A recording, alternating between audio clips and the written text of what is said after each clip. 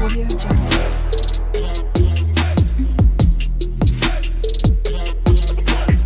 Audio Jungle.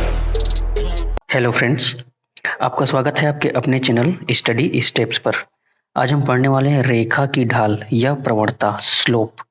रेखा की ढाल या प्रवणता किसे कहते हैं पहले ये हम जानेंगे, यानी कि स्लोप कैसे निकालें हैं और किसे कहते हैं पहले हम सीखेंगे। चलिए वीडियो में आगे बढ़ते हैं और पढ़ते हैं रेखा की ढाल या प्रवणता।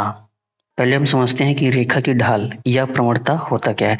तो कोई भी रेखा के झुकाव को, कोई भी रेखा का जो झुकाव होगा उसे ढाल या प्रवणता यानी कि स्लोप हम कहते हैं।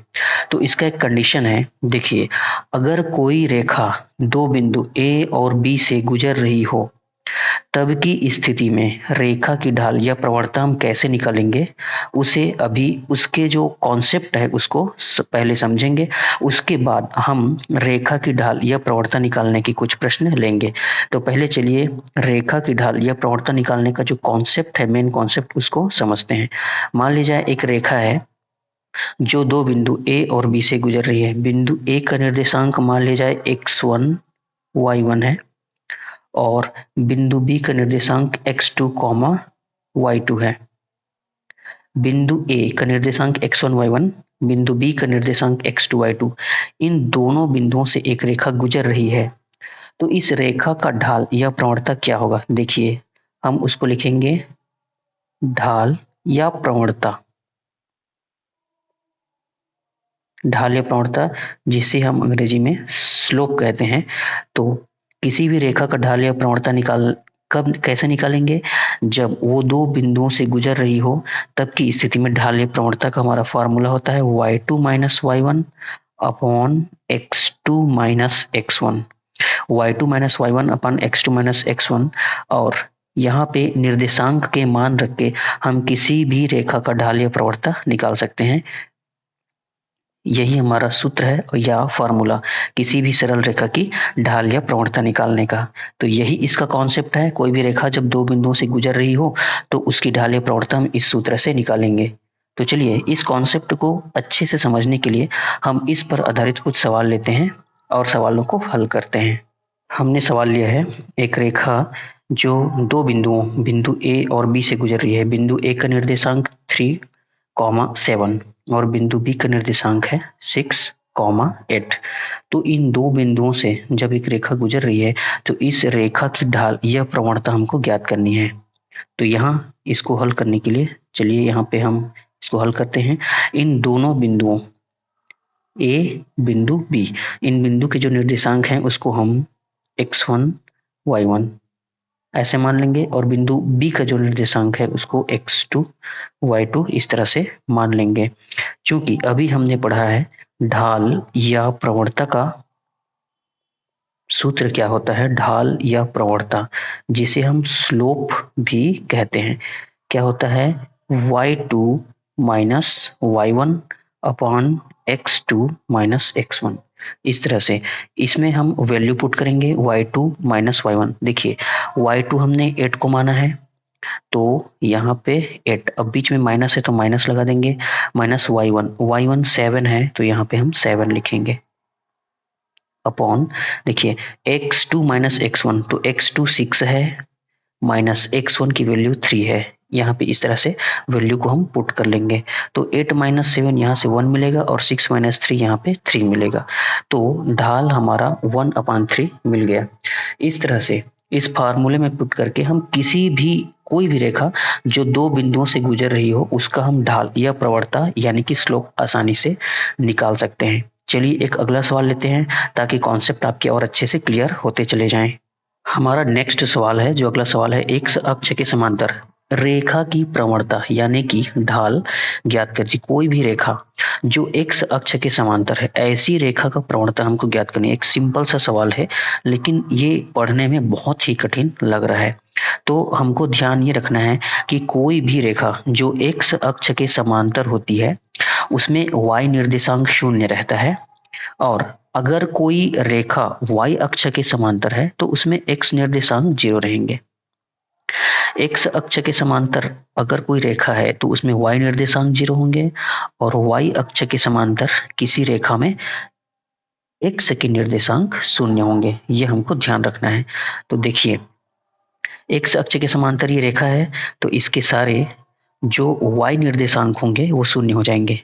मान लिया है बिंदु A का निर्देशांक हमने मान लिया x1 y1, बिंदु B का निर्देशांक x2 y2 है। ध्यान से देखेंगे कोई रेखा है ये x अक्ष के समांतर है। तो अगर हमने शुरुआत में माना है कि x1 y1 बिंदु A के निर्देशांक और बिंदु B के निर्देशांक x2 y2 है, तो जब x1 y1 और x2 y2 इसके निर्देशांक हैं तो और ये x अक्ष के समांतर जब हो जाएगा तो हमको y निर्देशांक शून्य करना पड़ेगा, क्योंकि x अक्ष के समांतर या x अक्ष के समांतर कोई भी रेखा होगा उसमें y निर्देशांक शून्य होता है। तो यहाँ पे ये जो y निर्देशांक है वो शून्य हो जाएगा। इस तरह से हम शून्य लिख लेंगे। अब हम इसका ढाल आसानी से निकाल सकते हैं। देखिए ढाल या प्रवणता, इस तरह के सवाल एग्जाम में बहुत आते हैं। ये थोड़े से क्रिटिकल टाइप सवाल हैं। ढाल या प्रवणता निकालेंगे यहाँ से तो हमारा फार्मूला होता है y2 minus y1 upon x2 minus x1। यहाँ पे वैल्यू पुट कर दीजिए। देखिए y2 की वैल्यू 0 माइनस y1 की वैल्यू भी 0, x2 माइनस x1 ये इस तरह ही रहेगा x2 माइनस x1। तो देखिए यहाँ से ऊपर में 0 और x2 माइनस x1 है, तो जब हम 0 को x2 माइनस x1 से भाग देंगे तो हमको 0 ही मिलेगा। इस तरह से कोई भी रेखा जो x अक्ष के समांतर होती है, कोई भी रेखा जो x के अक्ष के समांतर होती है उसकी ढाल या प्रवणता हमको शून्य मिलती है। यही इसका आंसर है। चलिए अब एक अगला सवाल लेते हैं जिसमें हमको ढाल या प्रवणता पहले से दिया हुआ होगा, ये निर्देशांक निकालना रहेगा। थोड़ा सा प्रश्न में बदलाव है। अभी तक हम ढाल या प्रवणता निकाल रहे थे, अगले सवाल में ढाल या प्रवणता पहले से दिया गया है, निर्देशांक में x निर्देशांक या y निर्देशांक इस तरह से निकालना होगा। चलिए हम सवाल को ले लेते हैं। हमारा अगला सवाल है एक रेखा बिंदु 7,10 से गुजरती है जिसकी ढाल 5/6 है। देखिए यहाँ पर ढाल पहले से दे दिया गया है, जिसकी ढाल जो है 5/6 है। इस रेखा पर उस बिंदु के x निर्देशांक ज्ञात कीजिए जिसका y निर्देशांक 15 है। चलिए इसमें ढाल पहले से दे दिया गया है और निर्देशांक दिए हुए हैं, x निर्देशांक निकालना है। मान लिया जाए एक रेखा दो बिंदु A और B से गुजरती है, तो बिंदु A का निर्देशांक है देखिए यहाँ पे 7 और 10, तो यहाँ पे हम 7,10 यहाँ पे बिंदु A का निर्देशांक लिख लिया। बिंदु B का निर्देशांक देखिए x निर्देशांक ज्ञात कीजिए बोला है, तो x निर्देशांक नहीं पता हमको, x को x ही लिख देते हैं।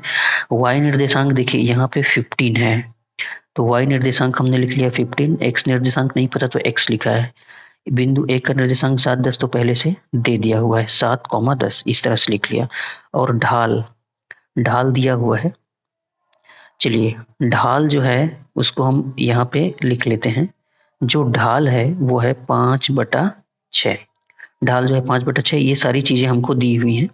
हमको सिर्फ x निर्देशांक निकालना है। हमको पता है चूंकि ढाल या प्रवणता यानी कि स्लोप क्या होता है? स्लोप होता है y2 minus y1 upon x2 minus x1। देखिए यहाँ पर हम बिंदु A का जो निर्देशांक है उसको x1 y1 ये मान लेंगे और बिंदु B का जो निर्देशांक है उसको x2 y2 इस तरह से मान लेंगे। ये x1 y1 ये x2 y2, इसी वैल्यू को हम इस फार्मूला में पुट करेंगे। चलिए यहाँ पे पुट करते हैं y2 माइनस y1, तो y2 की वैल्यू देखिए यहाँ पे 15 है, तो यहाँ पे लिख लेंगे 15। चलिए 15 लिख लिया, माइनस y1 की वैल्यू यहाँ पे 10 है, तो यहाँ पे हम लिख लेंगे 10। ठीक, अब नीचे में x2 माइनस x1, तो x2 का वैल्यू यहाँ पे हमने x माना है, माइनस x1 की वैल्यू यहाँ पे दी हुई है 7, इस तरह से लिख लेंगे 7।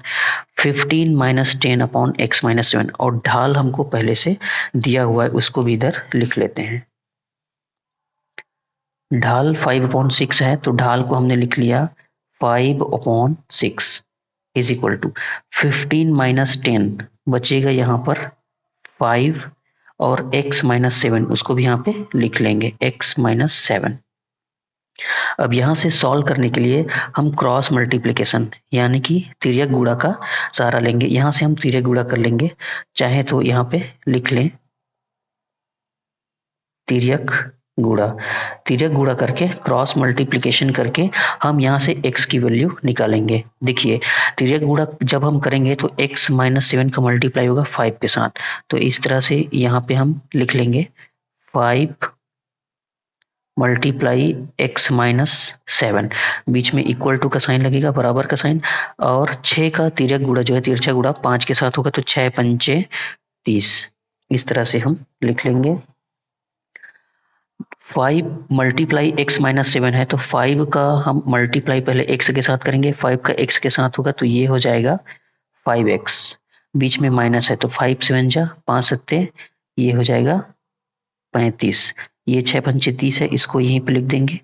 देखिए हमको x की वैल्यू निकालनी है तो x के साथ जो बिना x वाला रहेगा उसका पक्षांतर यानी कि साइड चेंज करेंगे। ऋण 35 इधर आगे हो जाएगा धन 35, तो इधर बचेगा सिर्फ 5x। ऋण 35 को हमने इधर पक्षांतर कर दिया तो ये हो गया धन 35।